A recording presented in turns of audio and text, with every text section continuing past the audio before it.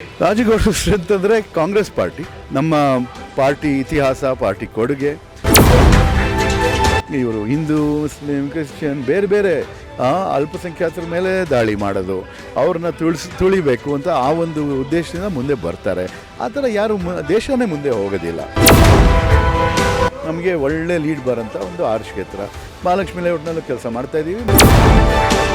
ಈ ಸತಿ ಕಾಂಗ್ರೆಸ್ ಗೆಲುವು ಇಲ್ಲಿ ಖಚಿತ ಅಂತ ಹೇಳ್ತೀನಿ ಸರ್. ನಮ್ಮ ವಾರ್ಡಲ್ಲಿ ಲೀಡ್ ಕೊಡ್ತೀವಿ ವಿತೌಟ್ ಫೇಲ್.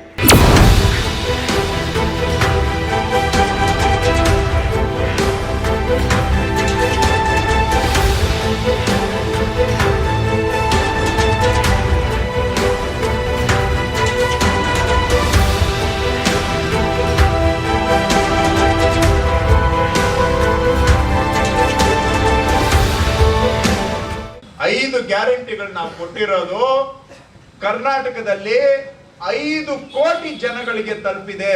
ಎಷ್ಟು? 5 ಕೋಟಿ ಜನಗಳಿಗೆ. ಯಾಕೆ ಕೊಟ್ಟಿದೀವಿ ಗ್ಯಾರಂಟಿ? ನಾನು ಆಗ್ಲೇ ಹೇಳಿದ್ನಲ್ಲ, ಅನ್ಎಂಪ್ಲಾಯ್ಮೆಂಟ್ ಪ್ರಾಬ್ಲಮ್, ಬೆಲೆ ಏರಿಕೆ ಪ್ರಾಬ್ಲಮ್, ದುಡಿದು ಎಲ್ಲ ದುಡ್ದಿದ್ದ ದುಡ್ಡೆಲ್ಲ ಟ್ಯಾಕ್ಸ್ ಗಳಿಗೆ ಹೋಗೋ ಪ್ರಾಬ್ಲಮ್. ಇದಕ್ಕೆಲ್ಲ ಜನಕ್ಕೆ ಅನುಕೂಲ ಆಗ್ಲಿ ಅಂತೇಳಿ ನಾವು ಗ್ಯಾರಂಟಿಗಳು ಕೊಟ್ಟಿರೋದು. ಸುಮ್ಮನೆ ಮನೆಯಲ್ಲಿ ಕುತ್ಕೊಳ್ಳಿ ಅಂತ ಅಲ್ಲ. ದುಡಿಯೋ ಜನ ಯಾರಿದ್ದಾರೆ, ಹಗಲು ರಾತ್ರಿ ಬೆವರು ಸುರಿಸಿ ದುಡಿತಾರೆ, ಆದ್ರೆ ದುಡ್ದಿದ್ದ ದುಡ್ಡು ಅವ್ರ ಹತ್ರ ಉಳಿತಾ ಇಲ್ಲ, ಎಲ್ಲ ಶ್ರೀಮಂತರಿಗೆ ಹೋಗ್ತಾ ಇದೆ, ಟ್ಯಾಕ್ಸ್ಗಳಿಗೆ ಹೋಗ್ತಾ ಇದೆ. ಅಂತ ಜನಕ್ಕೆ ಸಂಸಾರ ನಡೆಸೋದಕ್ಕೆ ತಿಂಗಳು ಸಹಾಯ ಆಗ್ಲಿ ಅಂತೇಳಿ ನಾವು ಗ್ಯಾರಂಟಿಗಳನ್ನ, ಪಂಚ ಗ್ಯಾರಂಟಿಗಳು, ನಿಮ್ಮ ಕೈಗೆ ಶಕ್ತಿ ತುಂಬೋದಕ್ಕೆ 5 ಗ್ಯಾರಂಟಿ ಕೊಟ್ಟಿರೋದು ನಾವು. ನಾಮಿನೇಷನ್ ಇನ್ನೇನು ಕೆಲವೇ ದಿನ ಬಾಕಿ ಇದೆ ಸರ್. ಪ್ರಚಾರ ಮಾಡ್ತಾ ಇದ್ದೀರಾ? ನೋಡ್ತಾ ಇದ್ರಲ್ಲ ನೀವು. ನಾನು ಇಲ್ಲಿ ವಾರ್ಡ್ ಲೆವೆಲ್ಗೆ ಇಳಿದು ಇವಾಗ ಕೃಷ್ಣ ಬೈರೇಗೌಡರು ನಮ್ಮ ಕಮಾಂಡರ್ ಇನ್ ಚೀಫ್. ಅವರು ಆಗಲೇ ಪ್ರತಿ ಒಂದು ವಾರ್ಡ್ನಲ್ಲಿ ಈ ಥರ ಕಾರ್ಯಕ್ರಮಗಳು ಶುರು ಮಾಡಿದ್ದಾರೆ. ವರ್ಕರ್ಸ್ಗೆಲ್ಲ ಹುಮ್ಮಸ್ ತುಂಬಿಸೋಕ್ಕೆ ನಾವು ಭಾಷಣಗಳು ಮಾಡ್ತಾಯಿದ್ದೀವಿ. ಇನ್ನು ಮುಂದೆ ನಮ್ಮ ಹೈಲಿ ಮೋಟಿವೇಟೆಡ್ ಕಾಡರ್ ಇದ್ದಾರಲ್ಲ, ಮನೆಗೆ ಹೋಗಿ ನಮ್ಮ ಪರವಾಗಿ ಪ್ರಚಾರ ಮಾಡಿ ಜನರ ಒಲವು ತಗೊಂಡು ನಮ್ಮ ಎಲೆಕ್ಷನ್ ದಿವಸ ಅವ್ರನ್ನೆಲ್ಲ ನಮ್ಮ ಕಡೆನೇ ಹಾಕಿಸ್ತಾರೆ ಅಂತ ನಾನು ಭಾವಿಸ್ತೇನೆ. ರಾಜಗೌಡರ ಸ್ಟ್ರೆಂತ್ ಅಂದರೆ ಕಾಂಗ್ರೆಸ್ ಪಾರ್ಟಿ, ನಮ್ಮ ಪಾರ್ಟಿ ಇತಿಹಾಸ, ಪಾರ್ಟಿ ಕೊಡುಗೆ, ಮತ್ತು ನನ್ನ ವೈಯಕ್ತಿಕವಾಗಿ ಏನು ನನ್ನ ಹಿನ್ನೆಲೆ ಏನಿದೆ, ನನ್ನ ಎಜುಕೇಷನ್ ಫೌಂಡೇಶನ್ ಏನಿದೆ, ನಾನು ಬೇರೆ ಬೇರೆ ಥರ ಕೆಲಸ ಹೇಗೆ ಮಾಡಿದ್ದೀನಿ ಆಗಲೇ ಪಾರ್ಲಿಮೆಂಟ್ನಲ್ಲಿ, ಪಾರ್ಟಿಗೋಸ್ಕರ, ಬೆಂಗಳೂರಿಗೋಸ್ಕರ, ಇವನ್ನೆಲ್ಲ ನೀವು ಹೋಲಿಸಿದ್ರೆ ನಿಜವಾಗ್ಲೂ ಈ ಥರ ಕ್ಯಾಂಡಿಡೇಟು ಇನ್ನೂ ಒಳ್ಳೆ ಕೆಲಸ ಮಾಡೋಕ್ಕೆ ಒಂದು ಅವಕಾಶ ಸಿಗುತ್ತೆ ಅಂತ ನಾನು ಜನ ಎಲ್ಲ ಒಂದು ಅವಕಾಶ ಮಾಡಿಕೊಡ್ತಾರೆ, ಆಯ್ಕೆ ಮಾಡ್ತಾರೆ. ಇದು ಸೆಕ್ಯುಲರ್ ದೇಶ, ಇದು ಸರ್ವ ಜನಾಂಗದ ಶಾಂತಿಯ ತೋಟ ಆಗಬೇಕು. ಇದು ನಾವು ಧರ್ಮದ ಮಾತು ಎತ್ಕೊಳ್ಳೋದು ಅದು ಮನೇಲಿರಲಿ. ಇದು ರಾಜಕೀಯದಲ್ಲಿ ಮಿಕ್ಸ್ ಮಾಡೋದು ಅಷ್ಟು ಒಳ್ಳೆಯದಲ್ಲ. ಅವೆಲ್ಲ ಮಾಡಿದಾಗೆಲ್ಲ ವಯಲೆನ್ಸ್ ಆಗುತ್ತೆ, ಕೋಮು ಗಲಭೆಗಳಾಗುತ್ತೆ, ಏನೇನೋ ಆಗುತ್ತೆ. ಅವೆಲ್ಲನೂ ಒಟ್ಟಿಗೆ ಕರ್ಕೊಂಡು ಹೋಗಬೇಕು. ನನ್ನ ಧರ್ಮ, ಕಾಂಗ್ರೆಸ್ ಪಕ್ಷದ ಧರ್ಮ ನಮ್ಮ ಸಂವಿಧಾನ.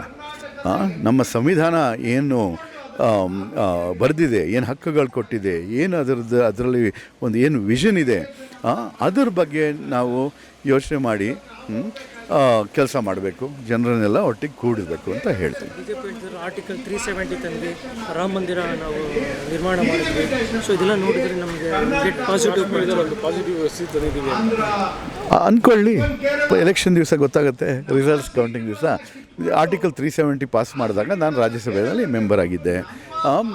ಇದು ಜಮ್ಮು ಆ್ಯಂಡ್ ಕಾಶ್ಮೀರನ್ನ ಡಿವೈಡ್ ಮಾಡಿ ಡೌನ್ಗ್ರೇಡ್ ಮಾಡಿದ್ರು. ಆವಾಗ ಫುಲ್ ಡೈಲಾಗ್ ಹೊಡೆದ್ರು, ಡೆವಲಪ್ಮೆಂಟ್ ಬರುತ್ತೆ, ಇನ್ವೆಸ್ಟ್ಮೆಂಟ್ ಬರುತ್ತೆ ಅಂತ. ನೀವೇ ಸ್ವಲ್ಪ ರಿಸರ್ಚ್ ಮಾಡಿ ನೋಡಿ ಎಷ್ಟು ಇನ್ವೆಸ್ಟ್ಮೆಂಟ್ ಬಂದಿದೆ. ಅಲ್ಲಿ ಲೀಡರ್ಸ್ನೆಲ್ಲ 1 ವರ್ಷ ಜೈಲ್ನಲ್ಲಿ ಇಟ್ಟಿದ್ರು. ಇಲ್ಲಿವರೆಗೂ ಇಂಟರ್ನೆಟ್ ಶಟ್ ಡೌನ್ ಮಾಡ್ತಾನೇ ಇದ್ದಾರೆ. ಆ ಥರ ಯಾರೂ ಬಂದು ಅಲ್ಲಿ ಇನ್ವೆಸ್ಟ್ ಮಾಡಿಲ್ಲ, ಇವರೆಷ್ಟು ಮಾತಾಡಿದ್ರು. ಸೊ ಆರ್ಟಿಕಲ್ 370ಇಂದ ಅಲ್ಲಿ ಜಮ್ಮು ಆ್ಯಂಡ್ ಕಾಶ್ಮೀರ ಜನಕ್ಕೆ ಏನಾದ್ರು ಉಪಯೋಗ ಬಂದಿದ್ದ? ಪೀಸ್ ಆಫ್ ಮೈಂಡ್ ಸಿಕ್ಕಿದ್ರೆ ಒಳ್ಳೆಯದು. ಅಷ್ಟೇ. ಇವಾಗ ಇದು ದೇವಸ್ಥಾನ ಕಟ್ಟಿದ್ರೂ ಅದೇ ಸ್ವಲ್ಪ ಜನಕ್ಕೆ ಏನೋ ಒಂದು ಪೀಸ್ ಆಫ್ ಮೈಂಡ್ ಸಿಗುತ್ತೆ. ಬಿಡಿ, ಬೇರೆಯವ್ರಿಗೆ ನಾವು ಎಲ್ಲರಿಗೂ ಒಂದು ಅವಕಾಶ ಮಾಡಿಕೊಡ್ಬೇಕು. ಧರ್ಮ ನಿಮ್ಮ ಪ್ರೈವೇಟ್ ಮ್ಯಾಟರು, ಪಬ್ಲಿಕ್ ಮ್ಯಾಟರ್ ಅಲ್ಲ ಅಂತ ನಾವೆಲ್ಲ ಮುಂದೆ ದೇಶದ ಅಭಿವೃದ್ಧಿ ಬಗ್ಗೆ ಅದ್ರ ಬಗ್ಗೆ ಯೋಚನೆ ಮಾಡಿಕೊಂಡು ಎಲ್ಲರ ಕ್ವಾಲಿಟಿ ಆಫ್ ಲೈಫ್ ಇಂಪ್ರೂವ್ ಮಾಡೋಕ್ಕೋಸ್ಕರ ಎಲ್ಲರನ್ನೂ ಒಟ್ಟಿಗೆ ಕರ್ಕೊಂಡು ಹೋಗೋಕ್ಕೋಸ್ಕರ ನಾವು ಕೆಲಸ ಮಾಡ್ಕೊಂಡು ಬರೋದು. ಇವರು BJPನವರು ಅವ್ರದ್ದೇನು ವಿಷನ್ನು, ಇವರು ಹಿಂದೂ, ಮುಸ್ಲಿಂ, ಕ್ರಿಶ್ಚಿಯನ್ ಬೇರೆ ಬೇರೆ ಅಲ್ಪಸಂಖ್ಯಾತರ ಮೇಲೆ ದಾಳಿ ಮಾಡೋದು, ಅವ್ರನ್ನ ತುಳಿಬೇಕು ಅಂತ ಆ ಒಂದು ಉದ್ದೇಶದಿಂದ ಮುಂದೆ ಬರ್ತಾರೆ. ಆ ಥರ ಯಾರು ದೇಶನೇ ಮುಂದೆ ಹೋಗೋದಿಲ್ಲ. ದೇಶ ವಿಭಜನೆ ಆಗಿದ್ದು ಇಂಥ ಒಂದು ಮನೋಭಾವನೆಯಿಂದ, ಅಂಥ ಒಂದು ವಿಚಾರಧಾರೆಯಿಂದ, ನಿಜ ಹೇಳಬೇಕು ಅಂತಂದರೆ. ಸೊ ಅದಕ್ಕೆ ಬಿಟ್ಬಿಡಿ, ನಿಮ್ಮ ಮಕ್ಕಳ ಭವಿಷ್ಯ ಬಗ್ಗೆ ಯೋಚನೆ ಮಾಡಿ.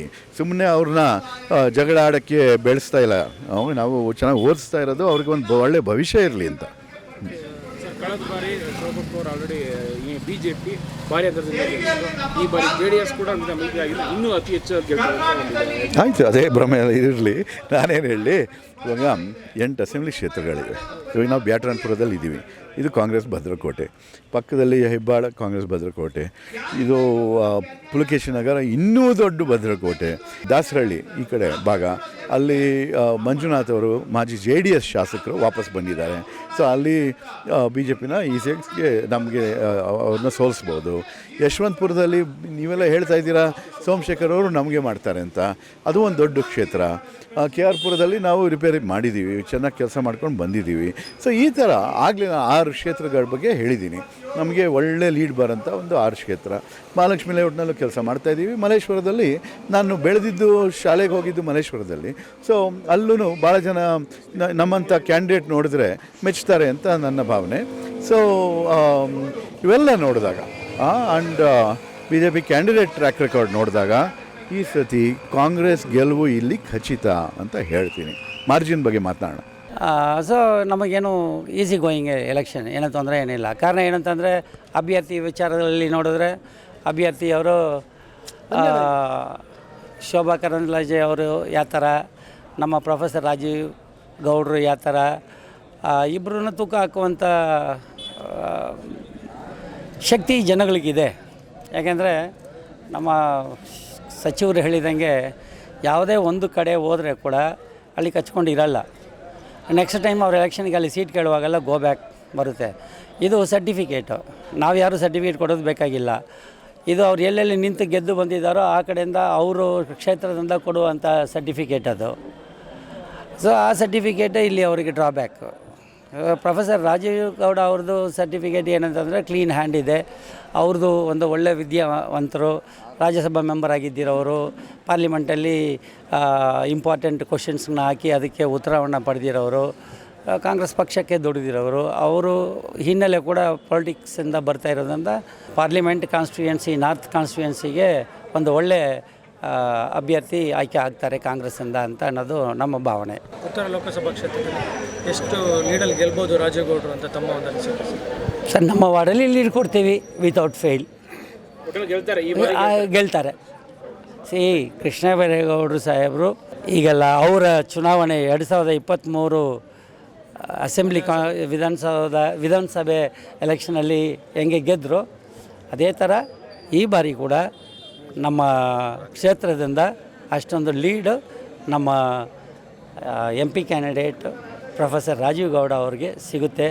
ಕಾರಣ ಏನಂತಂದರೆ ನಮ್ಮ ಶಾಸಕರು, ಸಚಿವರಾದಂಥ ಕೃಷ್ಣ ಬೈರೇಗೌಡರು ಸಾಹೇಬರು ನಮ್ಮನ್ನು ದಿನನಿತ್ಯ ಏನು ನಡೀತಾ ಇದೆ ಅಂತ ಅನ್ನೋದನ್ನು ಸೀರಿಯಸ್ ಆಗಿ ಇದ ಮೇಲೆ ನಮ್ಮ ಹತ್ರ ದಿನನಿತ್ಯ ಸ್ಟೇಟಸ್ ತೊಗೊಳ್ತಾ ಇದ್ದಾರೆ. ನಮಗೆ ನಾವು ಮಾಡುವ ಕೆಲಸಗಳಲ್ಲಿ ನಮಗೆ ಮಾರ್ಗದರ್ಶನ ತೋರಿಸಿ ಮಾಡ್ತಾಯಿದ್ದಾರೆ. ಆ ಎನರ್ಜಿ ಇದೆಲ್ಲ, ಬ್ಯಾಕಪ್ ಇದೆಲ್ಲ ನಮಗೆ it will give more energy to work in our ward. ಸಂತೋಷವಾಗಿ ಮಾಡ್ತೀವಿ ಸರ್. Thank you.